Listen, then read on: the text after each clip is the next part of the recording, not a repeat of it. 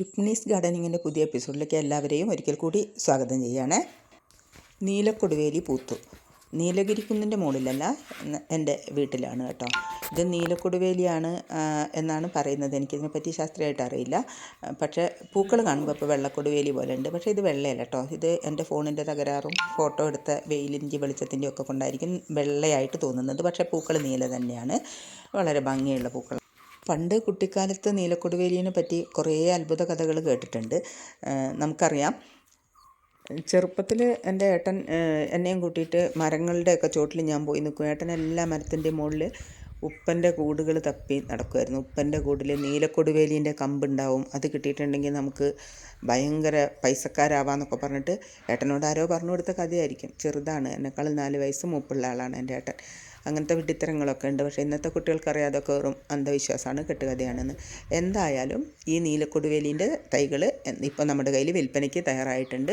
വളരെ ഭംഗിയുള്ളതാണ്. വെള്ളയും ഉണ്ടെന്ന് പറയുന്നത് കേട്ടിട്ടുണ്ട്, പക്ഷേ എൻ്റെ കയ്യിലില്ല.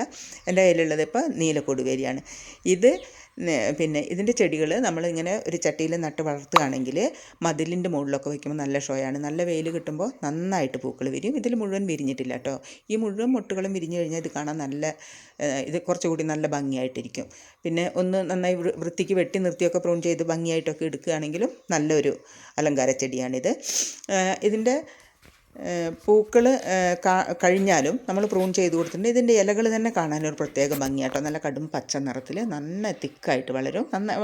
നല്ല വെയിലാണെങ്കിൽ നന്നായി പൂ വിരിയുകയും ചെയ്യും. എന്തെല്ലാം പറഞ്ഞു പോകുന്നു. അപ്പോൾ ശരി, തൽക്കാലം ഞാൻ ഈ വീഡിയോ ഇവിടെ അവസാനിപ്പിക്കാം. നീലക്കൊടുവേലി വേറൊരു കാര്യം കൂടെ പറയാം. നീലക്കൊടുവേലിൻ്റെ അതേപോലെ തന്നെയാണ് നമ്മുടെ ബ്ലൂ ഡേയ്സിൻ്റെ ചെടികളും ഇലകളൊക്കെ കാണാൻ. പക്ഷേ പൂക്കളിൽ വ്യത്യാസമുണ്ട് കേട്ടോ. ഇതിന് ബ്ലൂ ഡേയ്സിന് ഇത്ര നീളമുള്ള തണ്ടില്ല പൂക്കൾക്ക്.